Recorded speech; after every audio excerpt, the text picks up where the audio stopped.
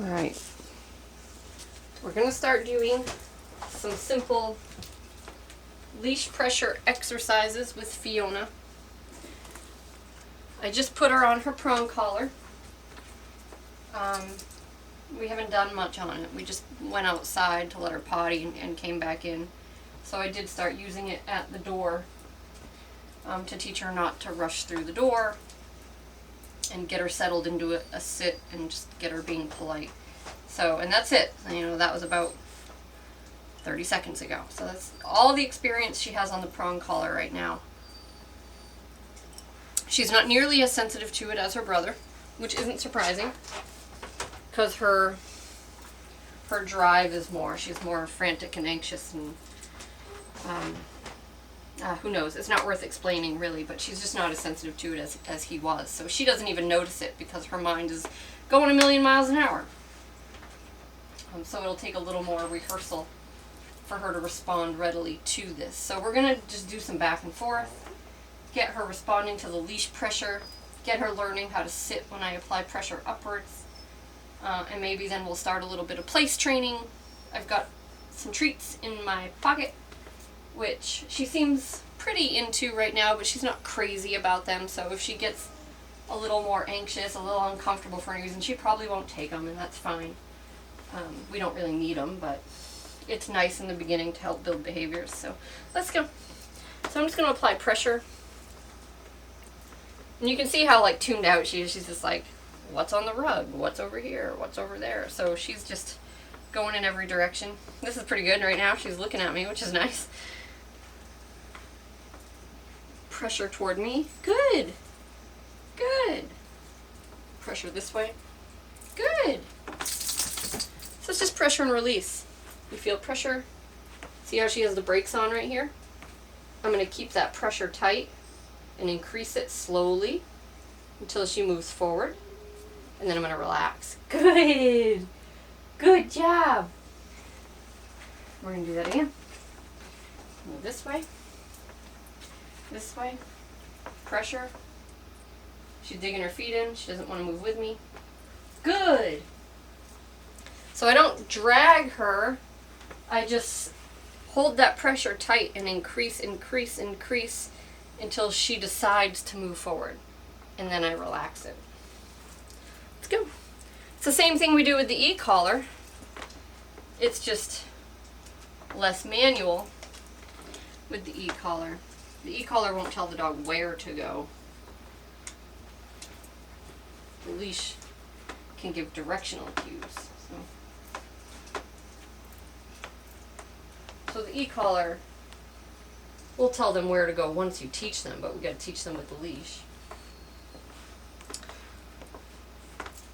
So anytime she feels pressure, whether it's leash or e-collar, she'll learn to go with it instead of fight it.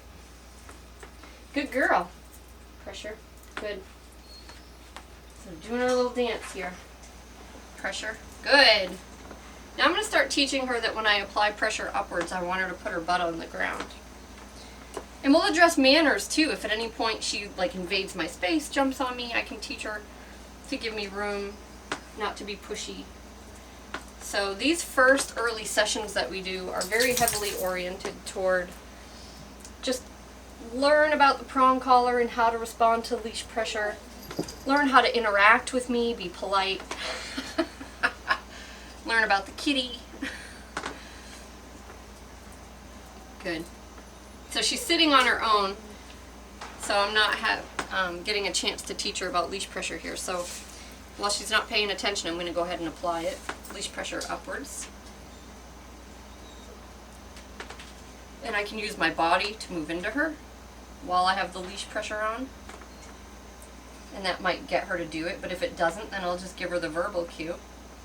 Come here, sweetheart. Good. And shut that leash pressure off the second her butt hits the ground. Break. Good girl.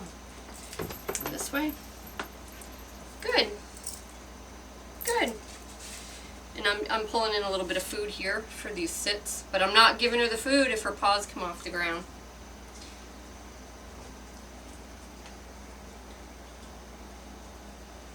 Good girl.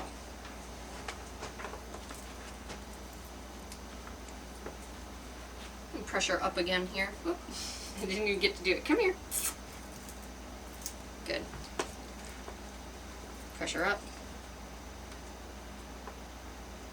Body language. Good.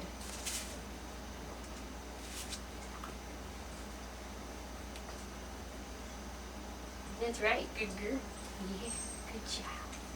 Let's go. Come on. Good. That was a really good one. She's getting the hang of it. Let's go. Come on. Pressure up again here. Good.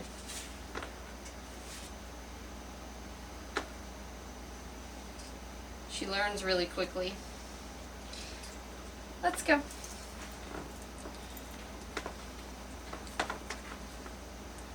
Good. Look at that. No paws off the floor that time. Not at all. Good girl. Break. And that does a lot more than teach the dog to be polite. It changes their state of mind. Because when the dog's doing this to get the food, they're frantic, they're excited, they're over-aroused. And they never learn how to control it. They never learn how to change. Those small moments are important. That's why doors are so important. The way your dog comes out of their kennel, the way they take food from you. Those moments matter a lot.